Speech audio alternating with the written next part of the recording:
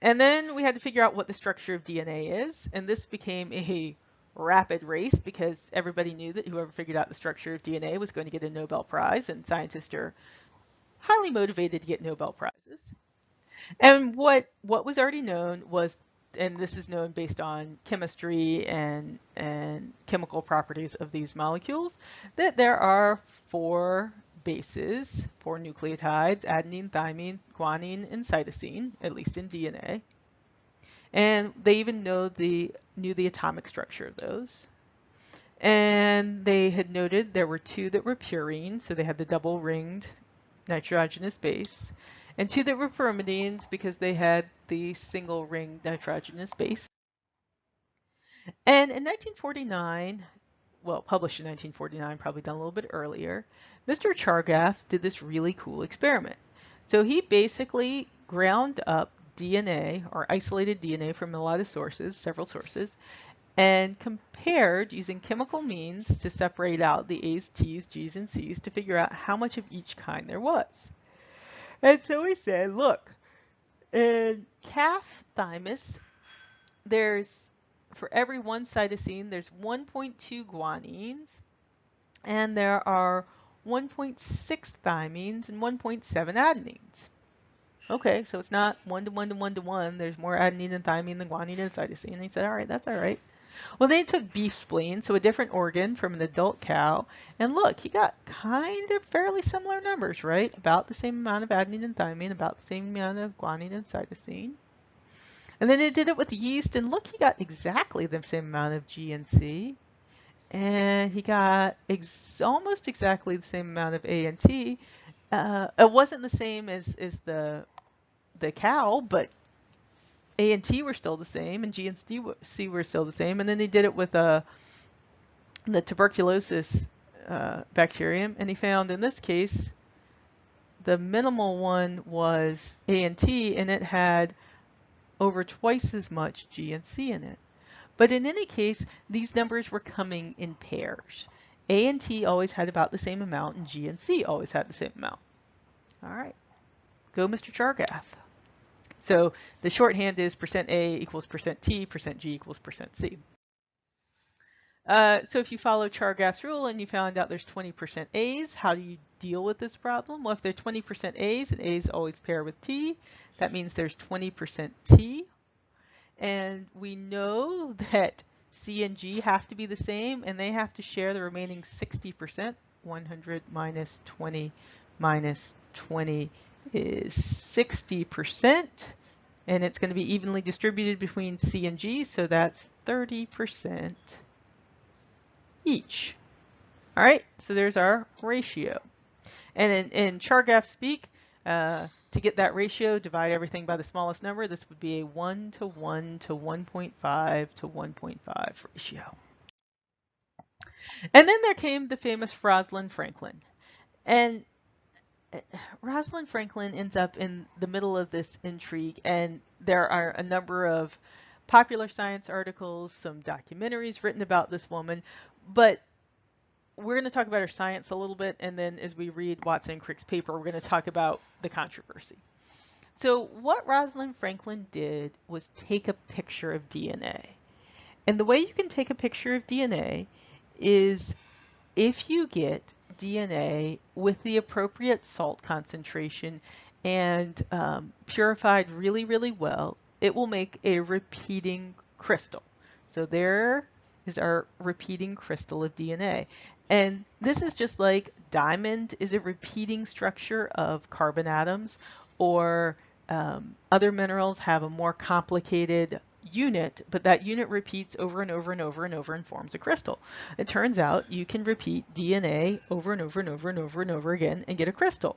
Now, if you're going to usually do this with proteins because there's only one structure for DNA, well, kind of three structures, but DNA is mostly similar where there's thousands and thousands, hundreds of thousands of proteins to characterize. So most people nowadays are doing protein crystallography, and they're having to get their proteins to go into crystal form. This is time consuming. It is a fair amount of empirical work where you have to guess what the best condition is going to be, and then wait for months for your sample to evaporate to the point you should have crystals and hope nothing moldy grew or anything terrible didn't happen and hope that you got the right conditions to get a nice crystal. But if you do, you can get a crystal of DNA. And that's what Rosalind Franklin did. So she had a beautiful crystal of DNA. And then what she did was she shined an X-ray, a beam of X-rays through the crystal, and it formed a pattern. And this is similar to the idea that if you had a chandelier or a diamond ring and you put it in the sun, it'll sometimes throw sparkles onto the wall.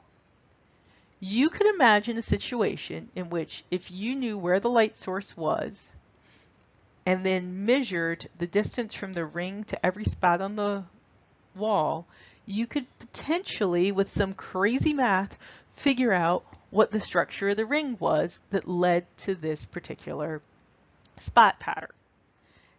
And that's essentially what this idea of X-ray crystallography is.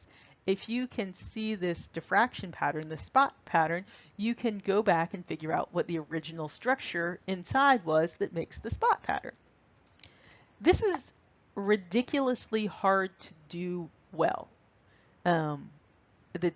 Most lab techniques aren't technically challenging. This one is. God bless the X-ray crystallographers. So she made this really beautiful image of DNA, and this is looking straight down the DNA. So normally we look at DNA from the side. This is if DNA was a drinking straw, tip the straw so you're looking straight down the middle. And what becomes immediately obvious, apparently, if you're a crystallographer, is you've got some sort of repeated helical structure. And so in 1953, Watson and Crick publish a paper, and it only runs from here to here. So just barely over a one-page paper. And this is the single cockiest paper I have ever read in a scientific journal. This paper, and I encourage you, you can look it up either based on the links I gave you or just Google Watson and Crick paper. I encourage you to actually look it up and read it. It's a fun read. But here are some of the key statements. One is, a structure for nucleic acid has already been proposed by Pauling and Corey. Pauling is Linus Pauling. He was at Caltech. He already had a Nobel Prize for physics. He actually ended up with 2 Nobel Prizes for different in different fields. And then he got really into vitamins to treat the common cold, and then kind of quit looking at what the data said. Anyway, his last few contributions have not panned out so well, but he got 2 Nobel Prizes, so I think we can leave him alone. So Watson and Crick say a structure with a nucleic acid has already been proposed by Pauling and Corey. So they guessed what theirs was. They kindly made their manuscript available to us in advance of publication. We called up our buddies and they sent us a copy of it, and this was when it was snail mail, not email. Their model consists of 3 intertwined chains. So instead of a double helix, we've got a triple helix with the phosphates near the fiber axis and the bases on the outside.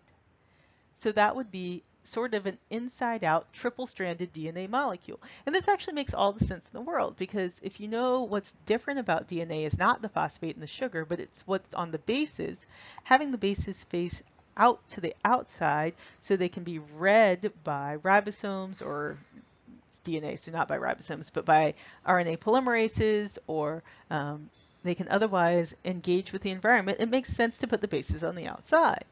But Watson and Crick note, in our opinion, this structure is unsatisfactory for 2 reasons. So, you gave us your paper ahead of time. It sucks.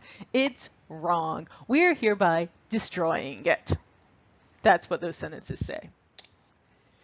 We wish to put forward a radically different structure for the salt of deoxyribonucleic acid. This structure has 2 helical chains which are coiled around each other, around the same axis, see diagram, so they have the double helix. And the chain consists of phosphodiester groups which is the sugar phosphate backbone. It's a right-handed helix. We'll talk about what that means in a little bit, but basically it means if you put your hand, so your thumb was going up and down the center, so your thumb was going up and down this line, your fingers, the palm would be here and your fingers would be curling up. That makes it a right-handed helix. A left-handed helix, you could do that with your finger, or if you put your right thumb in there, it would be pointed down. And I'll show you an example of a left-handed helix later. But it also, the chains run in opposite directions, so they're anti-parallel, and we'll talk about that in a little bit. The bases are on the inside of the helix and the phosphates are on the outside, which we know turns out is true. There's a residue on each every 3.4 angstroms, so that's how far apart the rungs on the ladder are spaced. And we have assumed that an angle of 36 degrees between adjacent residues in the same chain. And that's just how much twist there is. We're not going to worry about that particularly. However, they had figured out the structure of DNA. The novel feature of the structure is the manner in which the two chains are held together by purine and pyrimidine bases. The planes of these bases are perpendicular to the fiber axis, and they are joined together in pairs, a single base from one chain being hydrogen bonded to a single base from the other chain. One of the pair must be a purine and the other must be a pyrimidine for this to occur. All right. In other words, if adenine forms one member of a pair on either chain, then on these assumptions, on the other member must be thymine, similarly for guanine and cytosine. The sequence of bases on a single chain does not appear to be restricted in any way. That just means you can be AAA, TT, GGG, AG, TTG, whatever. You don't have to form any sort of pattern. It has not escaped our notice that the specific pairing we have postulated immediately suggests a possible copying mechanism for the genetic material. And basically what they're saying is, look, if we know that our DNA strand is this, right? What can you do? Well, if you break those hydrogen bonds, then anybody can tell me that this A just needs a new T, this T just needs new A, this C just needs a new G, and this T needs a new A, this A needs a new T, and this G needs a new C, and now you've got two copies of the information. Life's good. So basically, cite us every time you explain semi-conservative replication.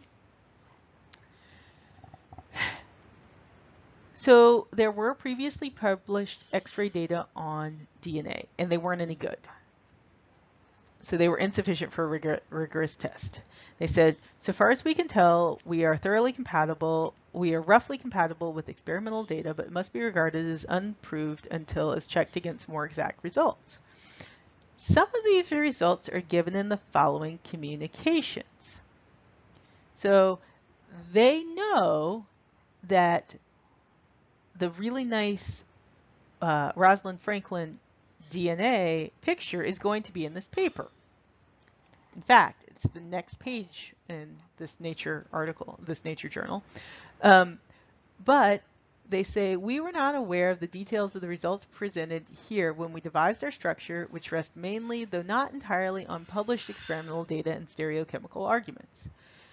So is it possible that two groups from London independently within a few weeks of each other sent the same information to the same journal to be published, and they didn't know that the other one was doing it? Oh yeah, they hung out at some of the same pubs. It sort of starts to strain credulity. There are some people say that Watson and Crick truly did this on their own. I think that's very much the minority. How they got their hands on that data is another story. It's possible one of their friends brought it to the pub and they just sat around and talked about it and laughed about it and were drinking and trying to figure out the structure of DNA. It is possible that the information was actually stolen out of the lab. In any case, Rosalind Franklin has not gotten as much recognition for her part in this work as Watson and Crick have, and they received the Nobel Prize a few years later. Unfortunately, by the time they received the Nobel Prize, Franklin had already died of breast cancer, so she was not eligible to win a Nobel Prize. So it wasn't that the Nobel Committee snubbed her. She had unfortunately passed away. Anyway, one, this is a super cocky paper.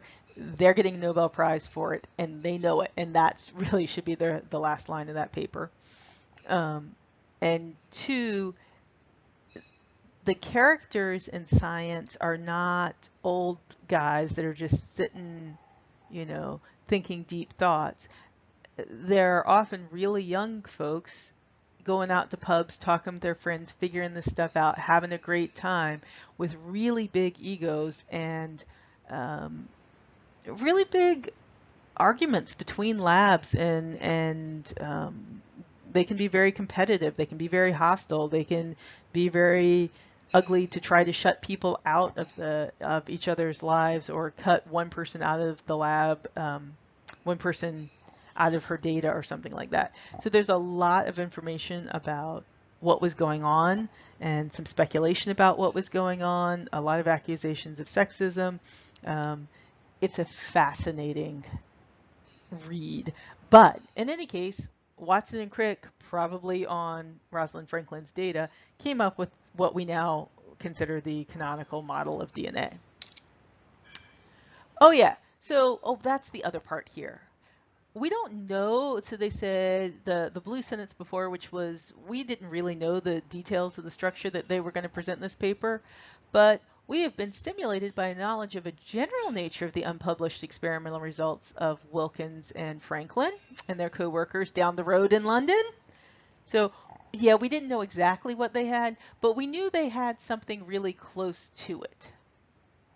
I don't know. I can't believe when you were out drinking with your friends there wasn't a copy of that picture getting passed around, but that's just my opinion. I can't prove it.